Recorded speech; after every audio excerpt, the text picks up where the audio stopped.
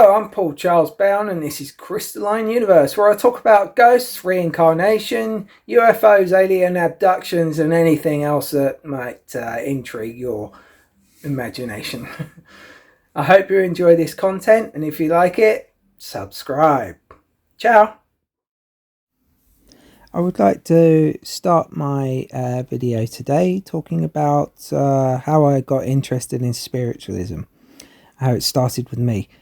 When I was about 10, I saw some strange lights in the sky that blended with the stars, but these lights would move rapidly, slow down, move in a different direction, stop, move more slowly, and it lasted for about an hour. Then, of course, being 10, I had to go.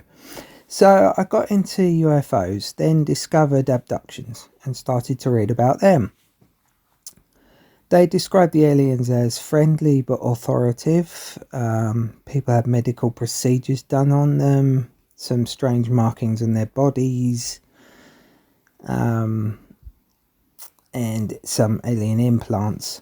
Then one day I was discussing UFOs with a boss, and she told me about a book she had read called Communion, which is about a guy in America, a known author. And in his 50s, he discovers something strange was going on. So he went to get some hypnotherapy to find out what was happening with this missing time. Because he was always tired, I think that's what it was. And when it discovered through this hypnotherapy that abductions were happening since he was a child. And as he got older, he realised they were teaching him spiritualism, out-of-the-body experiences, and so on. So it made me realise the lights I used to watch dancing around my room at night when I was little wasn't my imagination. I thought it was a trick of the light, but it was interesting because they were like orb-shaped, and they'd change shape, and then there'd be different colours, and I just found it fascinating. But I never told anybody, and they would come nearly every night for years, and then they just stopped coming as I got older. So I think that spiritism was always in the back of my mind, but I never took it seriously. But until the alien thing, what was happening to Whitley Strieber in his books, that was the Communion book, and the one after was called Transformation. It caught my attention about spiritualism. So I went for past life regression and joined local circles at spiritual churches. I have been doing this for over 30 years or so now. But nothing taught me more about the thing I have experienced than 3 books that came my way over the years. The first was Dr. Brian Weiss, the second Dr. Bruce Goldberg, and the latest was Dr. Michael Newton. All discovered past life regression by asking their patients while under hypnosis to go directly to the root cause of the problem. All expecting a childhood memory, but the soul remembers and sometimes talks about a situation that happened in a previous life.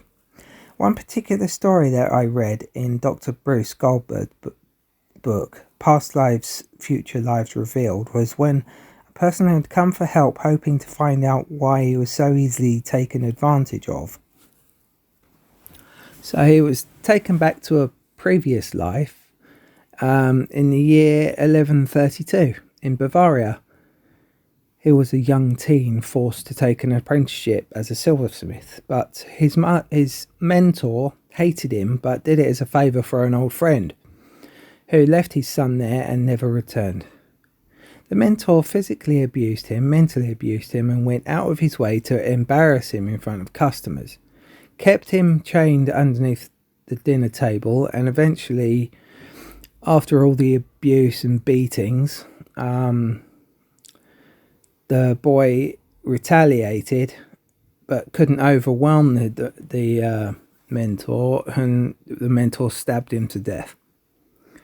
But the story continues. A year later, Dr. Bruce Goldberg had a patient with issues of taking advantage of people. Now, you could probably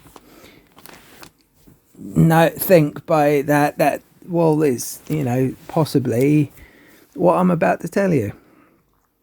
For his own need and amusement, he would abuse people, but at night couldn't get to sleep due to guilt. So he went for aggression, and as it turned out, he was the silversmith that abused the previous patient.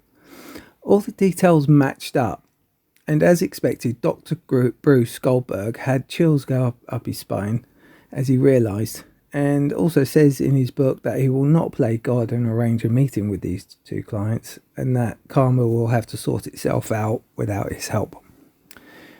But it was fascinating. That was the one story that's always stuck out for me. But admittedly, I would love to see what would happen if such souls got an eye contact in this life. Would there be a familiarity, or would it just be water under the bridge? This would make a fantastic film, I think.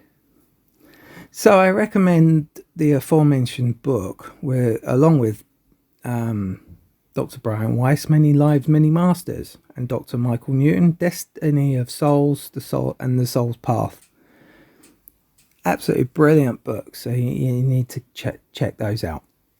Although all these books are so fascinating and will change and enhance your knowledge of who you are and who everyone else is, Dr. Michael Newton's work that opened my eyes, he was the one that really opened my eyes, because he talks about life between lives in his book and what happens after you die, and when we leave the physical body, meeting with our guides and having a life review with the Council of Elders, feeling so loved and joining our friends, relatives in our cluster groups described as bunches of grapes. If we are orbs of spirit light that people seem to capture on video and photographs, then why not describe us as a grape in a bunch? It's like a bunch of orbs all stuck together. We're not stuck together. I'm sure you can come and go as you please. It's also mentioned in Dr. Michael Newton's book that it doesn't stop there. We can have our earthly pleasures too, whether it's ice cream, playing football, singing dances, or motor racing. One story says the only reason one soul wanted to reincarnate was to once again enjoy an orange, as in the spirit, the flavours are not so intense. So I assume you can have your every desire, good and naughty, but maybe they're just not so intense as they are as a human. To add, when I say good and naughty, the naughty bit is only a human perspective and is not as accepted as naughty in the spirit world. Sex in any form on earth is considered closely, and laws are in place to protect the people, humans, from unwanted predators. But in spirit, you can play out any role, absolutely any role, any desire, and you're not frowned upon. Since no one is actually getting hurt, it would be the soul's imagination that's creating its own reality. Eventually those desires will become boring and die out anyway. To go back to Michael Newton's discoveries, reincarnation is encouraged, but not an order. Your soul wants to learn and knows how to learn, and usually you need other souls to help you learn. So, like in a boardroom, specialist souls will offer to help you learn your lessons, because they can learn something from that as well in their role. And so reincarnation gets organised. Which lessons you want to learn will help the other souls with different lessons, and they want to learn. It seems complicated, but here we are. Good people, bad people, lonely people, people with an abundance of money and friends, people will have and lose. Born with or win, or work hard and make. Learning disabilities, disabled through an accident. Born disabled, sickness, pain, love, and dealing with loss. Everything that humans endure was your soul's chosen lessons. Even those people who have you have in your life, good and bad. Lessons are always to be learned. That's because that's the reason that they exist. Being a musician or just listening to music affects the emotions of people. Why is this? We are beings of light, emotion, sadness, and laughter and love. Think of this. A musical instrument can create a series of sounds that affect the emotion you are experiencing due to the invisible colours it creates. The soul reacts to the colours it's surrounded by or close to. Even the speakers that are throwing out the sound are creating invisible colours. Wind is invisible, but we feel it, so why not sound too? Sitting in a green room can make you feel sleepy, but a bright red room could give you the stronger vibration and wake you up a bit more, so long as you see them. I talked about when we choose the bodies we're going to be in and some lessons to learn.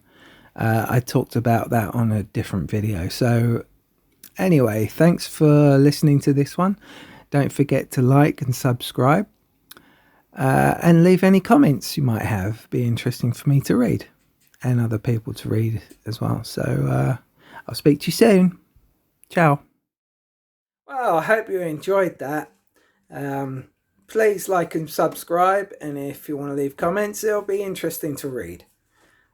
Speak to you soon.